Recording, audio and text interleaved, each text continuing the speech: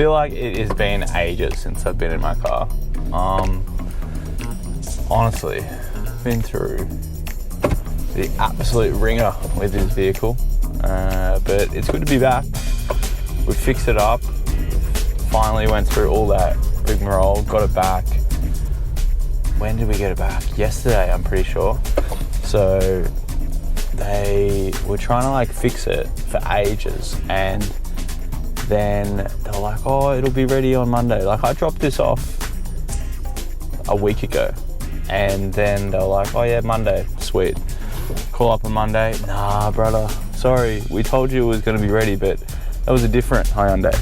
And I'm like, all right, sweet, thanks man, probably tomorrow. And then Tuesday comes around and it's like, oh yeah, we'll call you at like 2 o'clock. Tuesday was a busy day, by the way.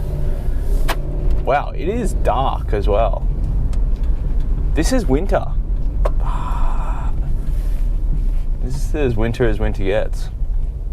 So hopefully it's not too bad and you can actually see something. Yeah, Tuesday came around and they were like, oh yeah, like we can have it done by 2 o'clock. We'll give you a call. I'm like, sweet. Had my brother, like, you know, be on standby, ready to pick it up. I didn't know if that car actually let me through, but they sort of slowed down, so I just bit the bullet, made the most of it. And yeah, like 2 o'clock came around, no one said anything to me. I was like, okay, no problems. Gave them a call at 4 and I was like, they're like, yeah, it's ready. I was like, oh, sick. What time do you close? Oh, in 40 minutes. Well, no one's going to be able to get there in 40 minutes, my guy. Everyone's busy. They need time to mobilize the troops. Wow, $2.31. That is a lot for petrol. So just me, that is so much. I think that might be the highest I've ever seen petrol. The question that kept getting put up by residents and, you know, comments and stuff was, how do you get a good reference? Because it's around this time of year where people are trying to get everything sorted for next year's jobs and make sure they have like good references so that they can get the job that they want for next year. And having good references is super important because it essentially will make or break your career, I guess, if you don't have people in the right corner with you, backing you in, supporting you for the job that you want. And that's a super important thing, to get people on side and to actually understand who your people are in terms of, you know, what area of medicine that you want to get into, or any specialty, even if it's not medicine. And you don't have to fight against people, you know, you're just solving other people's problems, you know. And I think that's one of the main things. I mean, last year, I think I never really started to focus on that until probably last year. And that was a really good thing for me, because you start to understand, like, as you become more senior, as you start to level up more, you have more interactions with the consultants. So you're interacting less with registrars and you're more with consultants. And that's a good thing. And essentially, what you do to get good references, in a nutshell, is solve the problems of the consultants, or make the life of the consultants easier, just easier. Don't do this double comparative thing. I don't like that. So you make their job easier. You do stuff that helps them out, makes them look good. So one really quick thing is, you know, you might be in the clinic and you might see one of their patients. I've assessed the patient, this is the plan, what do you think? And they'll either say, yay, that's a really good plan, which is hopefully the case, or they'll say, oh, maybe do A, B, and C, but thanks for seeing the patient. That's really good. Because what would have been maybe a 15-20 minute consultation has now turned into 15 seconds of, you know, a 15-second consultation after hearing the story. And they have to do no paperwork. They don't have to spend time seeing a new patient. Not that that's a bad thing, but when you're in clinic, you realize that clinic is always overbooked and you actually have very little time to see all the patients that you want to see. So taking any load off is a good thing. And yeah, I mean, if you're not sure, one of the, like, a real good cheat code for this is I think one of my registrars used to tell me this, is if you're looking for a chip shot just to get a good reference, just present it to me, one of the other regs, get a plan. It's just like making the most of like the little interaction that you have with the consultants, making the most of that is super important. And appearing that you are slick, that you are cautious, but also have a good idea of the patient that you saw. And it's really good in that situation if consultants have questions about the patient and you already have the information with you. And you don't necessarily have to have the information at the top of your head. I mean, another example is when you're, going into the operating theatre with a consultant and you have an elective list of patients that are about to be operated on, and they have planned operations. You know what they're coming in for. You know why they're coming in. You essentially just do this thing called prepping the list. And what that means is you make a table of all the patients. You get their details, why they're coming in, what's their background, their past medical history, what allergies do they have, what surgeries they've had in the past, what their BMI is, what medications they take regularly. Well, that is the first time someone's done that.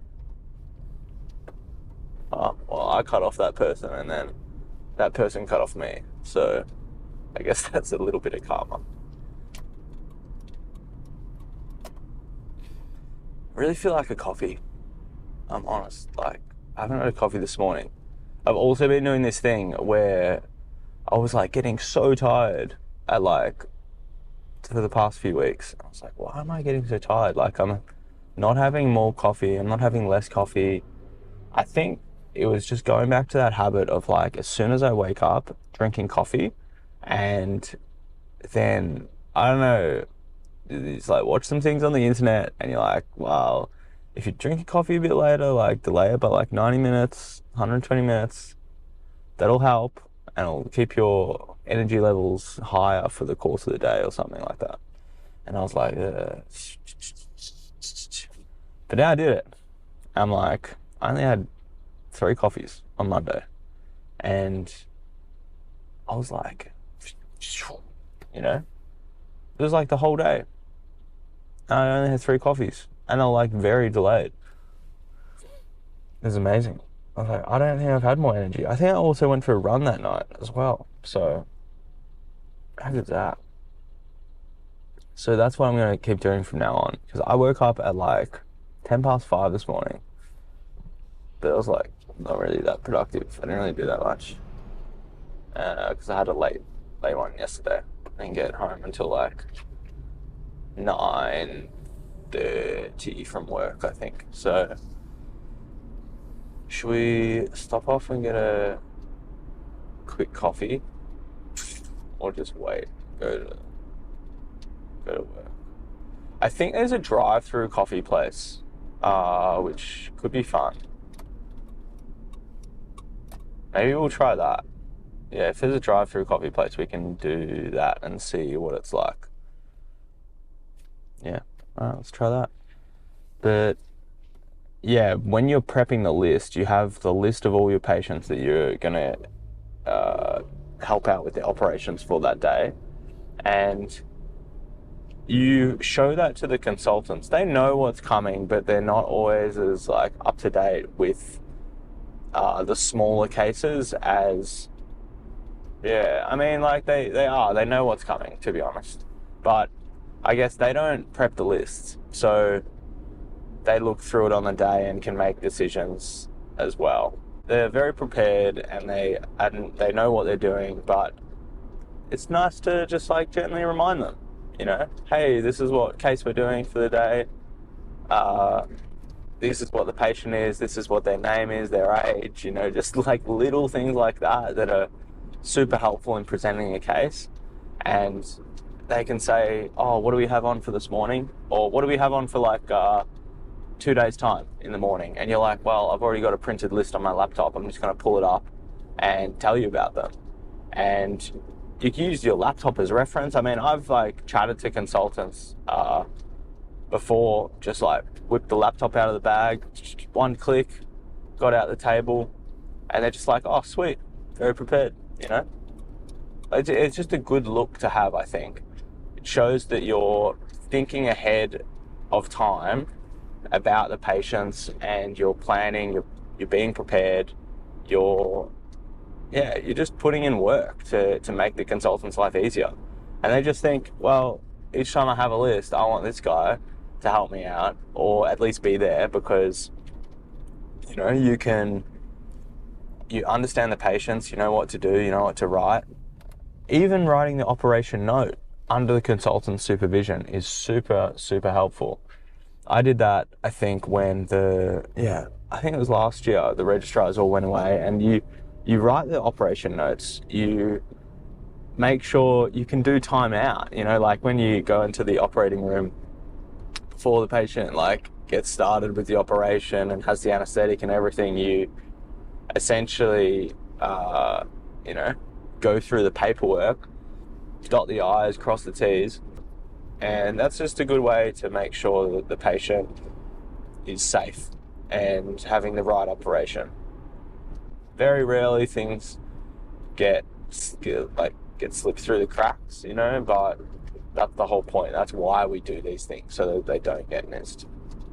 And just saying, hey, timeout's done, patient's asleep, we're ready to get started. I'm happy to prep the patient, or prep and drape, and they'll be sitting in like the coffee room or the tea room, and they'll be ready to go. So as soon as they walk in the door, everything is set up, ready to go for them. And I mean, I'm so far off being a consultant, but as a registrar right now, if someone comes to me with like information or a question, and they've done the research, they've seen the patient, they have the information at the tips of their fingers, and I can ask them questions, you know, about that person, and they can have the answer, that just shows that that colleague has done the hard work and is prepared and actually knows what they're talking about. I think that's just a good look overall. So you really respect that when you're working in such a busy environment where there's lots of noise and lots of information. I'm meant to be doing 80 right now. Currently doing 5. I don't know what's happened. Probably an accident or something, but this is the slowest it's taken ever to get to work. So, yeah, I don't know. I guess one of the other things that you can do just to make consultants sort of, you know, remember you, help you get a good reference, is literally just putting in the hard work with the registrars. And like when you're a resident, when you're an intern, when you're a medical student, the one thing that they value most is you rocking up, helping out with the jobs, doing procedures, staying, you know, on clinical placement, and just spending as much time trying to level up, asking questions, getting involved. It's the best thing. And sometimes when there's very limited interaction with the consultants, and you ask the consultant for a reference, maybe as a resi or an intern or something like that, the consultants will defer to the registrar's judgment. And that's because the registrars know you better than them. And that's happened like a couple of times, you know, like, I mean, you need consultants' references, or you need to put them down as referees, but you can't always spend as much time with them, especially when they're in hospital, and they might only be there briefly for, say, I don't know, once every 2 weeks or once every 3 weeks. And what if your rotation as a med student is 4 weeks, and you have like one good day with them, or you're always there and you don't get to see that person. So yeah, it just depends. But little things and making the most of the small interactions you have with consultants are the best thing to get a good reference. If you do those things, then I think you're in with a really good shot, to be honest. Wonder how long we're gonna spend in this car trying to get to work. It took me less time when I was late to work yesterday to get there, and I left after peak hour. So I don't know what the hold up is, bro. I think we're gonna have to pass on coffee anyway. I don't think we're gonna have time to stop off and get something. I guess one thing that you can do when you're moving hospitals, especially if you want to bank up those references, you might need them for applying to a specialty, or you need to put forward an application where you need multiple references, and you might only have 3 or 4 consultants at a hospital. So you need to bank on them to help support your application and actually fulfill the criteria. What you can do is you can send them an email, and just at the end of your rotation, before you move the hospital, before you leave hospital, or just after, and you say, hey, it's been really good working with you. I've really enjoyed the time, and I'd really like for you to be a referee in the future for my applications. Do you mind if I ask you if I can put you down as a referee? And when you do that, you essentially get email confirmation of them being used as a reference. So when you don't ask them, if you ask them 3 years down the track, 2 years down the track when you apply, and you're not just cold calling them saying hey, you know me, I worked for you as a resident 2 years ago. Do you reckon you could be my reference? They're like, who are you?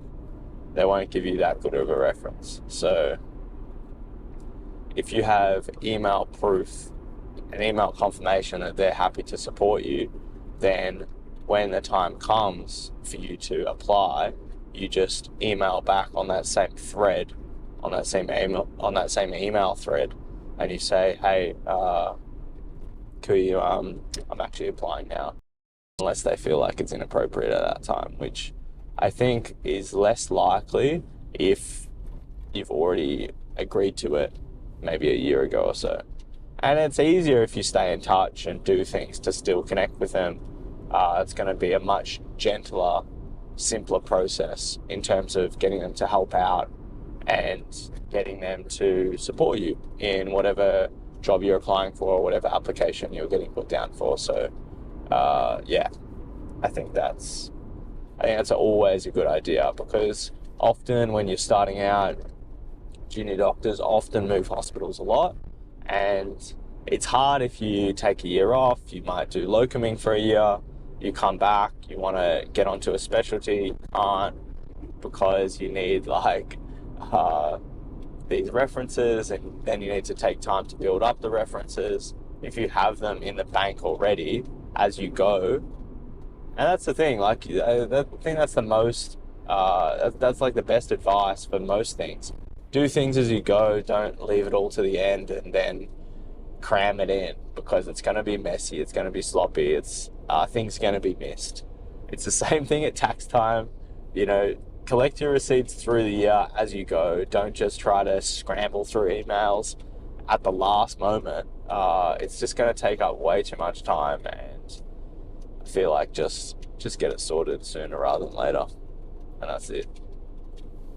Well, we're on the freeway. We're actually moving, which is good. So I don't know what the go was with that, but it took ages to get there in the first place.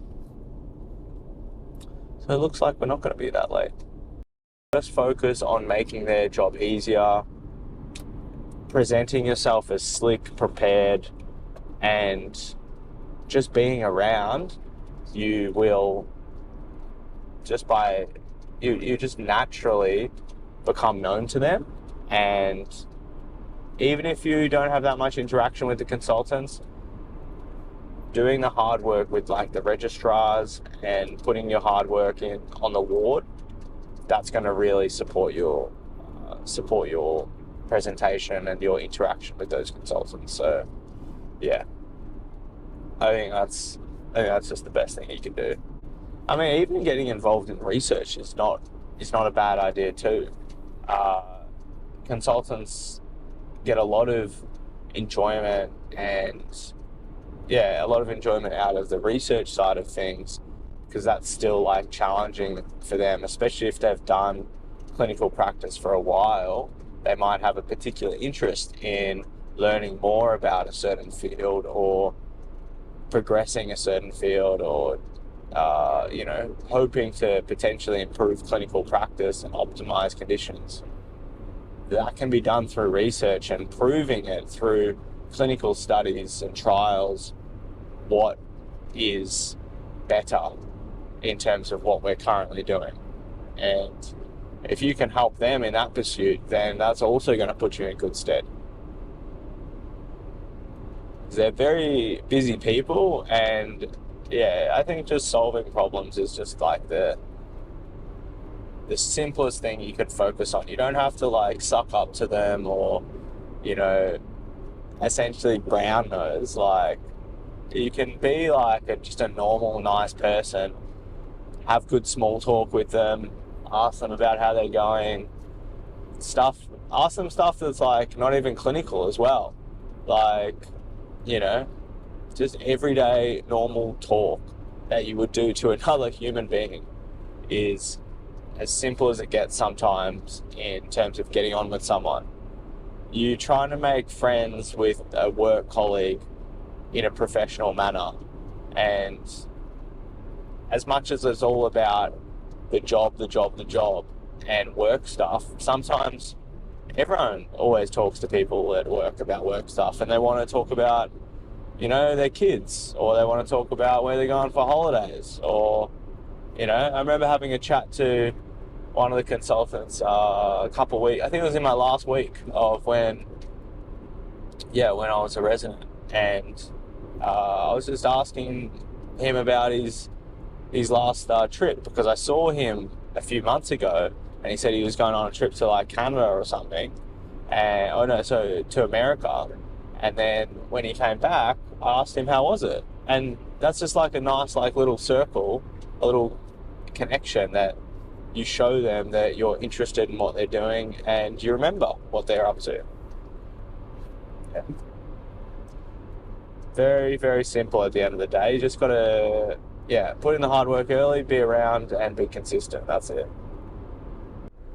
So, finish the day on the drive home. I guess we actually had a pretty good day, to be honest. I mean, we had a nice, relaxing morning. We saw a little bit of surgery. We weren't scrubbed involved in the surgery, but sometimes it's nice just to like hang around theatre, be involved, like just show your face and be present. I mean, even when you're not allocated to theatre and other people are doing the operations, it's nice just to pop your head in, look how they do it, see how things go. I mean, you don't have all the access in the world to the operating theatre, and just by being there, you might just, stuff might come up and you might be asked to help out or scrub in or lend a hand with this or hold a camera here, or if the boss is like scrubbed out and they need to go somewhere else, you can just offer to help out, close the skin, or help suturing to finish off the case. Once it's like done, you just need to close up and essentially finish off everything. I mean, I think just being around is just half the battle with this whole medicine thing. You don't always have scheduled time to learn and everything, but that's the thing about it, like this whole thing doesn't happen 9 to 5. There might be a Met call or a code blue as soon as you rock up to the shift, before you've even started preparing for the day. And that might be one of the best learning experiences that you ever come across, because you're just there at the hospital, right place, right time. And you can't you can't foresee the future, so you don't really know how it's going to pan out. But I think just being there increases your chances of being involved in something that's going to be super, super useful for you. And I don't know, when you look back at the times that you have learned the most, I think back on particular patients, certain cases, and those are the things that I gain the most learning from, because that's what I reflect on. And when I teach people, or when I share stories, in terms of like the lessons that I've learned from patients, or different situations at work, or even when I'm thinking about problems that patients present with now, or even in the future, I think back to similar cases that I've had, and also like the basic principles that they teach you to do, but how did I manage X patient who presented in a similar way? So I think that's the way that a lot of people learn. I don't really think back to the 5th lecture slide on, how to manage sepsis back at university. That's not really how I think when I see a patient who comes in with a certain condition. It's not the lecture slide, it's how have I managed this before, and you just default to clinical practice judgments. So yeah, I don't know. I think that's just like, honestly, one of the best learning experiences and advice that I've got from other people, and essentially just anecdotally from myself, and from other people who I've worked with and continue to work with. Be there and learn PRN. Just be ready to learn all the time.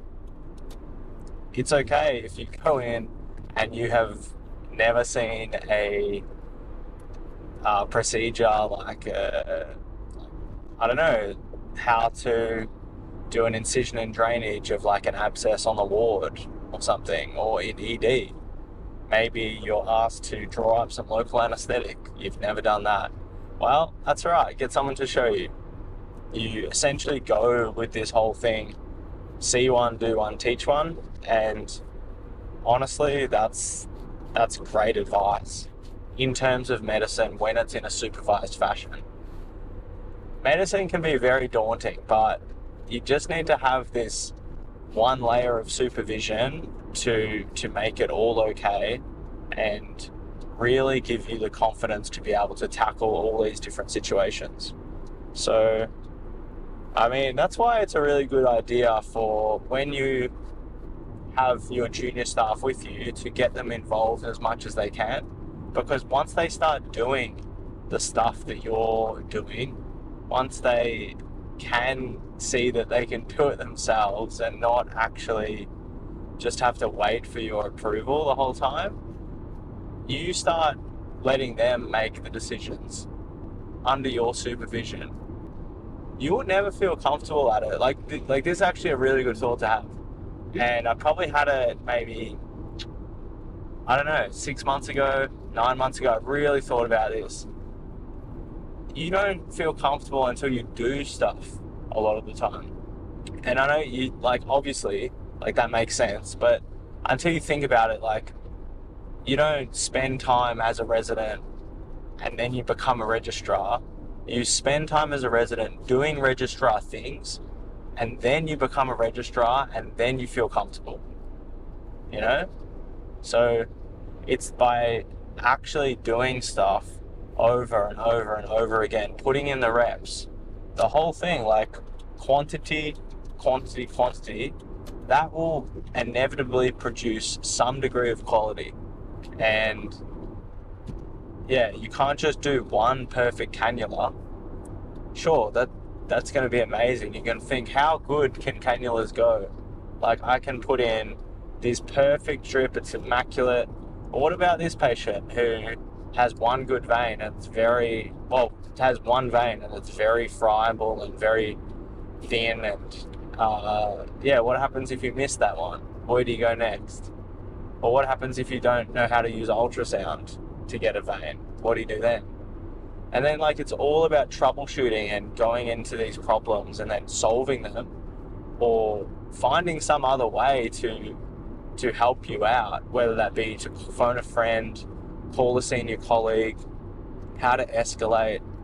I think just until you've done it, it's never going to be a comfortable feeling. And even when you have done it 10 times, 20 times, 50 times, 100, you will still find that next person who, if it's a little bit unusual, something you haven't seen before, you might have diagnosed 100 patients with appendicitis and taken out 100 appendixes, but then this 101st one will be the most tricky appendix that you've ever done, and you're like still like a little bit uneasy, uncomfortable, because you've put in the reps, but this one is your hardest yet. So problem solve again, go back to basics. So I don't know, I've never taken out an appendix by myself before. I've only ever assisted with them, but it's just an example to be used for different operations, you know, different patient presentations, reps. Put in the reps, be there, get comfortable doing the things, and then you'll get comfortable in the future. If you don't do it, if you don't get your hands dirty, get involved, then you're not gonna actually be comfortable. You're gonna just be like talking the talk but not be able to walk the walk. And that's, as cringe as that is, that's half the battle. And I think from a junior doctor, medical student learning point of view, being in the hospital, being around, following people around, you know, just being active there, not studying or not going back and just watching lectures the whole time, is half the battle. And it's kind of frustrating. I mean, I remember as a medical student, I was so frustrated with that, because sometimes you'd be like just waiting around for something to happen. You're like, well, I don't have all day. I have like exams to study for, or I have lectures to catch up on. I should just go to the library and do that. Yeah. But what if something comes up on the ward and you're like, well, what happens, you know? So sometimes it's just being there, and sure, you might just like hang around with like the other interns or the other residents, and, you know, follow them around to your clinic, or just whatever they're doing, just help them out and be around, because they will inevitably run into problems. They will get a page about a patient who they are not sure how to deal with it, and you can see how they go through their problem solving. You can see how they escalate to their senior doctors if they're not sure. Maybe they need to go interrupt them in theatre, or maybe they need to actually phone a different doctor to help them out. Maybe they'll be part of like a Met call or a code blue, or maybe they need to admit a new patient who's come in and essentially needs a certain procedure or something. So yeah, all those things are just great advice for learning on the job, because that's how you do it, just being around. That's it. Now, we have a bit of a dilemma tonight, because I've had like the same food for ages now. I've just like had all this like rice that's been like frozen. I've had these meals that mum's made. I sort of just want like something different, to be honest. And low-key considering getting some like takeaway or something. Now, the main question is, what sort of takeaway should I get? Should it be like pizza? Should it be...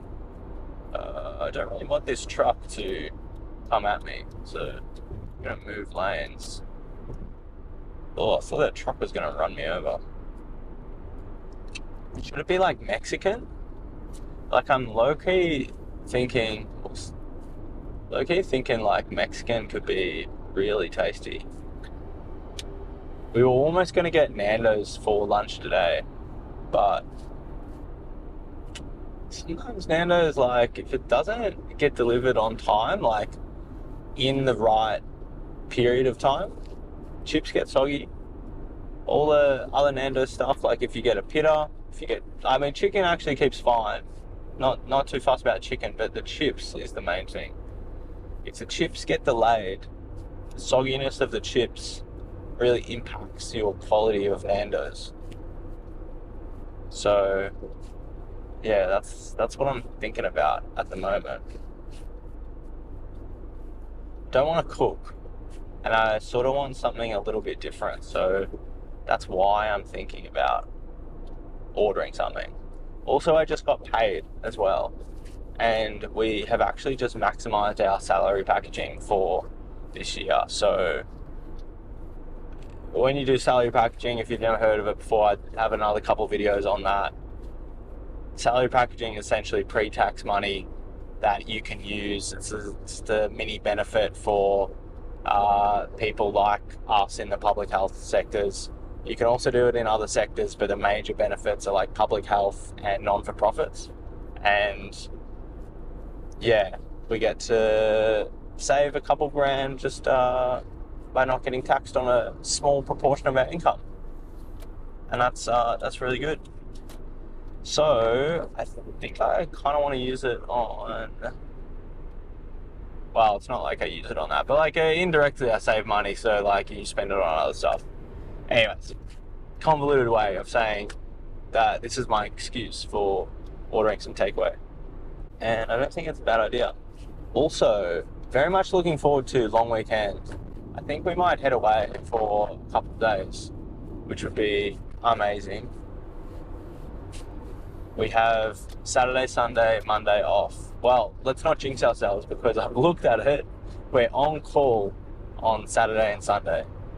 So I don't really want to get called in. So fingers crossed we don't get called in sick.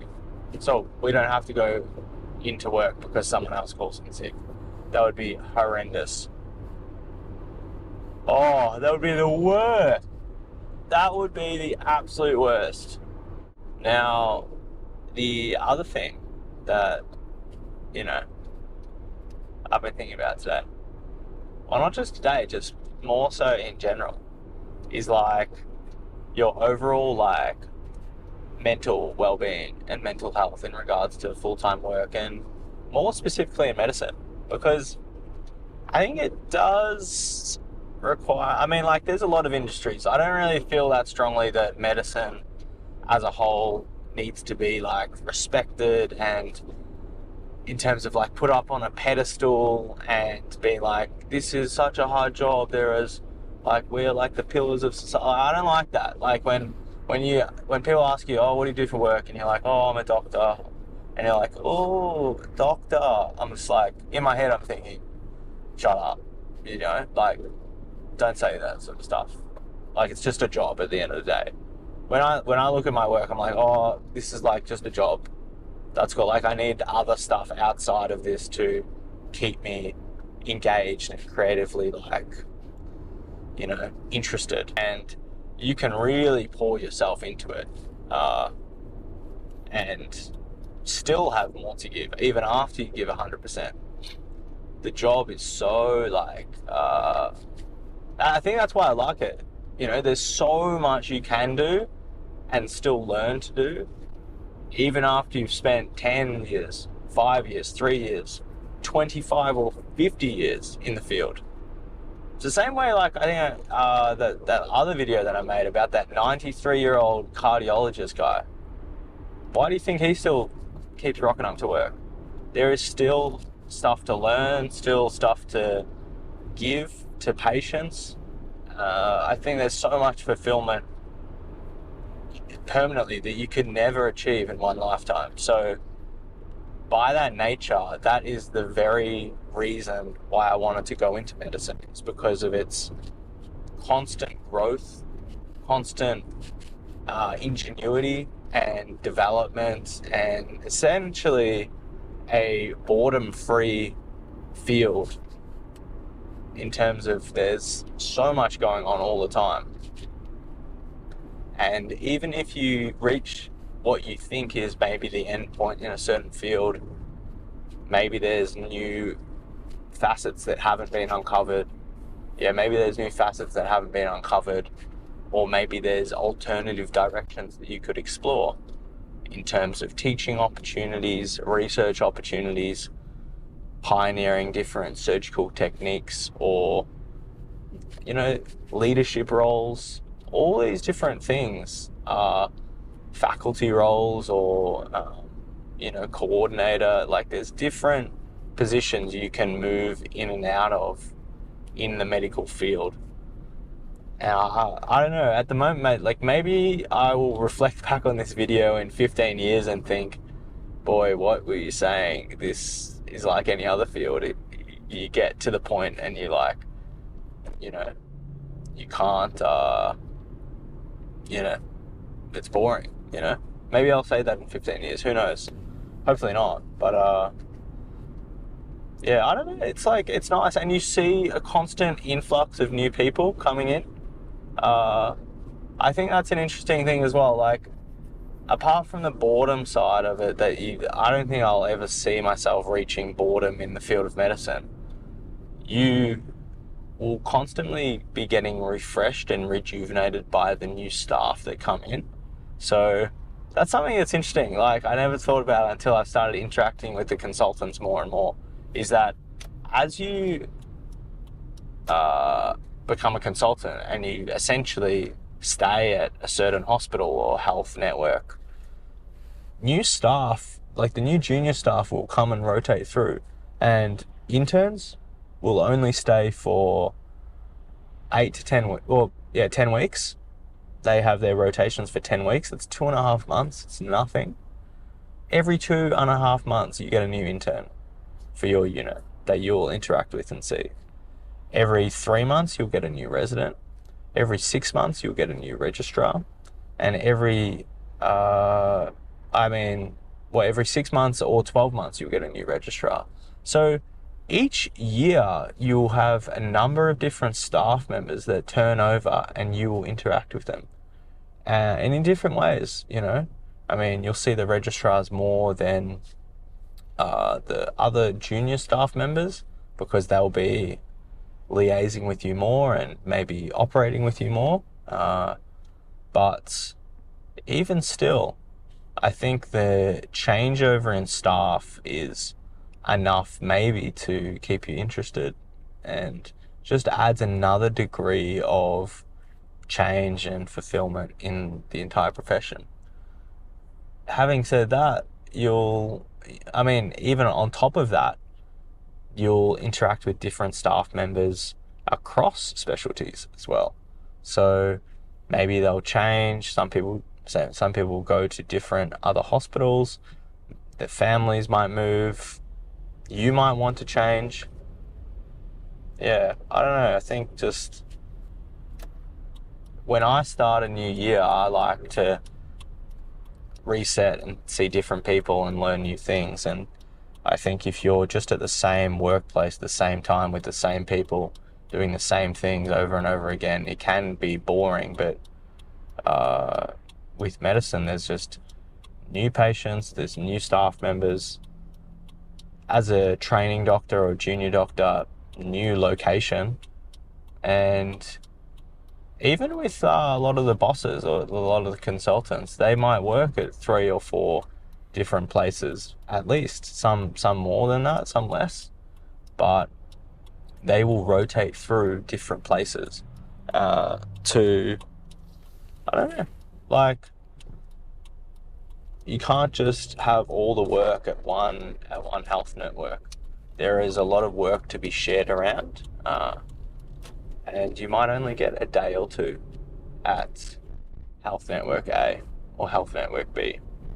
You might get half a day each week or each fortnight at a different health service. So people are constantly moving around, constantly having variety. There's lots of patients, but lots of doctors, and you need to share the load in some way. So yeah, I think the variety in the medical field is really interesting and a good factor for negating boredom or complacency in the field. So yeah, I quite like that. Getting back to the whole mental health thing and general well-being, trying to maintain a few things whilst doing your training and work as a doctor is super important. I think exercise is one of those, and as much as it is hard to do, I struggle with it. I don't have the time to, well, I don't feel like I have the time all the time to commit to that, and that's frustrating that I feel like that, because I know that there is always time if you make time, but then it's like, well, what do you want to do in your downtime? Do you want to go and exert more energy and run and work out and all this stuff, or do you want to just sit down and relax and literally numb your brain and watch some TV that's like Love Island or some sort of reality? Yeah, that's what the word I was thinking of. I was like, what is that? I was thinking lifestyle TV, but obviously it's not lifestyle. What I was referring to is like reality TV, where you essentially it's just like crappy TV that you can relate to. It's funny. It's not like forcing you to think much. And which would you rather? I think a combination of both is not too bad. But also adding to that a level of other hobby or interest or something where you're not in the medical field. I mean, a really good example is making videos like this. I mean, that's really piqued my creative interest in terms of how to do it, how to edit, how to learn about all this social media stuff, and how I can best, essentially communicate that to through different social mediums.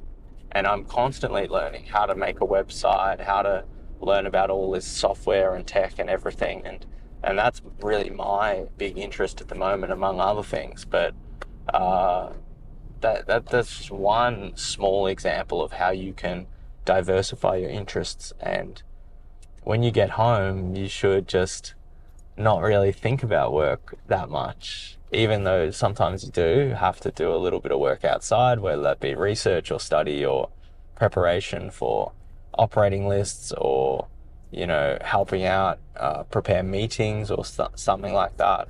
There will inevitably be things that you have to do outside for work, although that should try to be minimized, because you don't want to be spending your time outside work preparing for work, and then when you're at work you're just doing work, and it's just this work cycle.